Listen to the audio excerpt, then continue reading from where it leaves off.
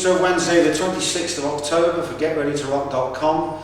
Talking to the bass icon, founder member, singer-songwriter, general guiding light, yes, Mr. Chris Squire. Good evening. Live at Gibson Guitars, as you can see, ladies and gentlemen, we're surrounded by some of the best actors in the business and one of the best bass players in the business.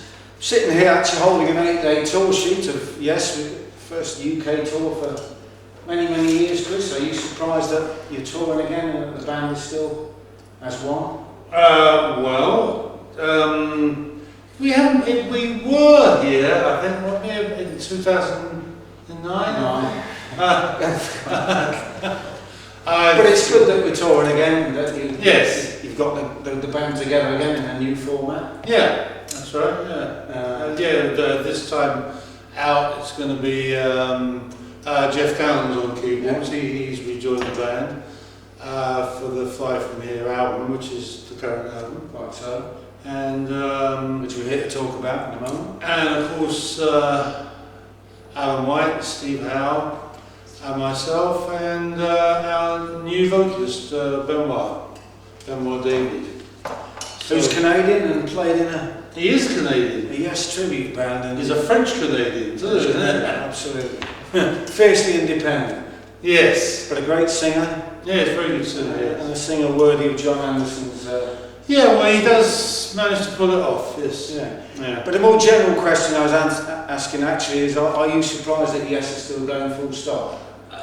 Well, yeah, I am. When we first started in 1968, that was around the time that the Beatles' career was winding up, so their visible success period, I suppose, was from Love Me Do in 1963 to 1969. So I would have thought back then when we started Yes, wow, if we could have a 6-year career, that would be fantastic. Yeah. That's the question, yeah. But I would never have even wagered a guess that we were going to still be an entity 43 years later. But talking about the Beatles, your actual background or the stuff you liked was harmonies, wasn't it? Yeah. And that kind of stuff. Something that Yes has always carried through with them all the years. Yeah. Well, are you the reason for that, apart from John down there? No, I don't think. I was in a couple of choirs when I was younger, so I was. Which you never lose, I guess. Yeah, exactly. I learned a lot about harmonies and top lines and bass lines and all kinds of musical little gifts. But when we started Yes, I met John and we put the band together in the first place. One of the things that we did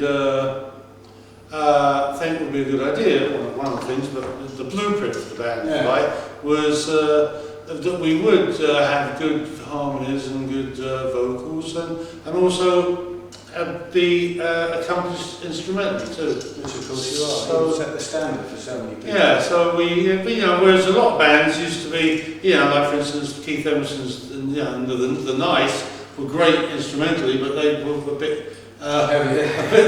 bit low on the tone pole with the vocals, even though Lee Jackson's a very nice man. But so it wasn't always, the two things didn't always go together. And so I think we were possibly one of the first bands to put that together. The idea. No, quite so. Groundbreaking. I want to ask you about the album, but we should talk about the dates, and I'm going to read them out for people that want to know about these things. We've got the starts on Tuesday the 8th in Cambridge with Corn Exchange. Yeah. Wednesday the 9th, City Hall, Sheffield. The 11th, Birmingham Symphony Hall, which is a great room. I don't know if you've already I've been there, Yeah. 12th, Glasgow, Clyde Auditorium. 13th of November, Manchester Apollo, which is another Yes stronghold, I seem to remember. 15th, Brighton the Dome. 16th, Bristol Colston Hall. And the London date's the 17th at the Hammersmith Apollo. Oh, I think we'll be exhausted after that. Now, thinking about all the years of the band, I mean, obviously you're going to be playing stuff from the new album. What else can people expect? What have you picked for this tour? Well, for the last couple of years, we've been, we've been out there touring. We've been working with a guy called Andy Clark, who's been doing video for us. Okay. Yeah. So part of our show at the moment is a lot of video stuff, basically, that goes along. Did he do the clip that went out with the single? The one about the airplane? Oh, no, he didn't do that. That was a mad idea of Trevor Horn's, actually. That was clever, very clever, Trevor, yeah. But he's our on the road guy who does the video screens, and but he's put together a lot of interesting content. A kind of multimedia thing then. Multimedia, indeed, yes. Yes, in the 21st century. Yeah, that's right. So the suite that we should talk about, the Fly from Home suite. Fly from here. I beg your pardon. Yeah. Glad you're on the case. Goes back to 1980 or so. The original song does, yes. Yeah. And then a couple of the other additions that we knitted together with it to turn it into a suite were written back then too.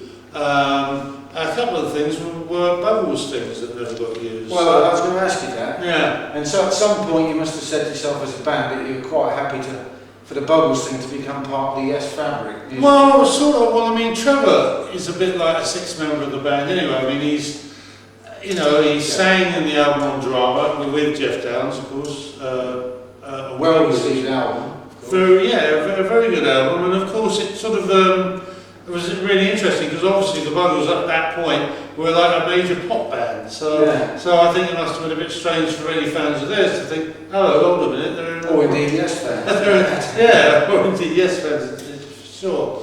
It was one of my madder ideas, but it didn't work. But he did update the style and get more focus. Yeah, something like that. Yeah, because we were started writing together, and it was a very creative period. And Fly From Here was destined for the album, but back in those days, as we all know, you couldn't get more than 20 minutes of good quality sound, and I decided. And I guess it wasn't the right time for it either.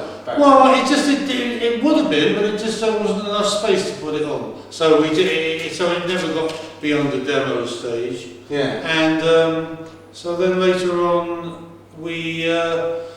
when I met with Trevor a few months ago before to ask him if he was interested in working with us again as a producer. Because he'd also been involved, of course, with 90125 and Big Generator in the 80s. Both which did well. Both which did well. And so he's been a bit in and out through the years. And so when we got together to start talking about working together again, he brought this track up and said, do you remember that track that didn't go on the drama album? Maybe we should try and revive that. And that was the starting point for the new record. Starting point for the new record. And of course, first of all, he wasn't really committed to wanting to do the whole album. Right. So we said, well, let's do that track first, see how it goes. And it went very well. So then, then we decided to join forces and do the whole album. At what point did it become? Well, at that point, after we recorded that section of it again, we just started talking about it, and this might be good if it can turn into one of those classic, long form pieces of music. And having done that, you didn't have to bring Benoit into the equation. Yes, well, I was always a bit worried, knowing that Trevor can be a little fierce as a producer, that there might be problems. But in actual fact, they got on very well, and they both did a great job on the vocals together. Well, was it the case that you had to almost school Benoit into a kind of Anderson way of singing, or did he just follow the material? Well, strangely enough, on this album, he sounds a bit more like Trevor than he does John. Which I guess is due to the material. Yes, it is. Interesting. Yeah. And he's somewhere between the two of them, actually. But I know Trevor worked very hard with them to get really good vocal performances. And does having a new person like that in the band give you fresh impetus? And I was encouraging him also to get involved in writing, because he said to me, I've never written, I don't really know if that's my forte. And I said, give it a go and see if you can. And he did end up coming up with a chorus, and and some lyrics and stuff like that. So he's put his toe in the water now. He's becoming more part of the band. Yeah. Thinking about the individual tracks like Madman and the Screens and Bumpy Ride, they kind of remind me of that era of Gentle Giant and Toll. Yeah. Does it reflect the fact that they came from that era? Is that? I suppose. Yes, obviously did, but. Yes, did. The funny thing is, funny you should mention Toll, because there is one track in 5/4 on the album. That is was very indicative of a Toll track. Yeah. But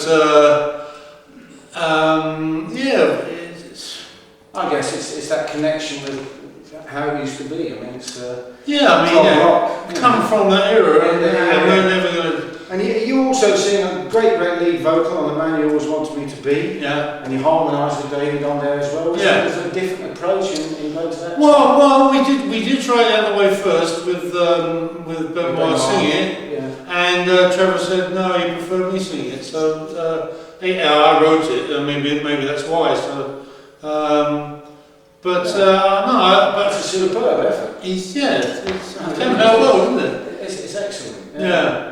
Very contemporary, strong vocal. I mean, you didn't have any trepidations at doing it, obviously. No, well, you do a lot of background vocals, of course. Normally, I've done that with Yes over the years, but in the last few years I've become a bit more confident about doing lead vocal stuff. I went out and did a tour with the Sin, my old band. Yes. It was a sort of a bit of a throwaway project in a way, but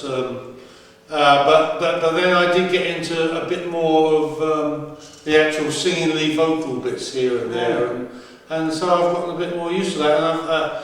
And you may know or not know that I just finished an album with Steve Hackett too. Wow. What's that called? It's called Squack It. Okay, I did ask. Yeah. Going back to the record, the use of an overture and a reprise of the theme tune, is that to give the whole thing flow? Yeah, well, that was, we had that piece of music, and it is part of the third section of the suite, where it has vocals with it, but then when we'd done that, we thought, that might just be a good bit of, intro music. Yeah, which it is. Yeah. And Sad Night at the Airfield has got a beautiful Spanish guitar introduction, of course, and then you've got this kind of quiet, loud divide. And the question I'm going to ask you is, the quiet and loud thing is very much what a lot of contemporary indie bands do. Do you see yourself as an influence in that respect? Because yes, I've always worked on dynamics down the years. We have always worked on dynamics. So you're saying it's come round again? Well, absolutely, but in a different form. It's now called indie bands or indie rock or whatever, but you're still in. Which leads me on to the next question, which is, do you feel kind of validated the fact that both the Yes music and quality music and prog rock in general is still out there and selling units worldwide, despite the fact that the media and various other people have written it off? Well, people say it's written off, it's been written off, but there again I'm also told that it's having a big revival, so maybe we're lucky that we've got a new album out. An album worthy of leading the vanguard, I suppose. Yeah. A couple of more tracks from the record I'd like to talk about. Life on a Film Set and Hour of Need. Yeah. They're both full of kind of strong melodies and lush harmonies, which Yes are well known for. I mean, was that a conscious attempt to go back to what your strengths as a band were and are? Well, I don't know. Once again, that Life on the Film Set was a demo that Trevor and Jeff had done. Riding Tide. Riding Tide. Yeah, that's what it was called. And but we developed it and changed it into this. Obviously, you're familiar with Riding the Tide. I'd never heard it before. Well, I wasn't familiar with the song, but that line just hit. I thought I know that from somewhere, and I did look it up, and it makes the connection. But it's another example, I guess, of the way that Bubbles and Yes have coalesced and come up with something contemporary. Yeah, which is probably what nobody would have ever thought of. No, nobody would in their right mind. So when we started this interview with the live dates, you're going to have this audio-visual splash. Yeah. Is that going to be in one whole block, or is it going to be two sets? How are you? Oh, I think think we'll probably just play one show. I prefer doing it that way, honestly.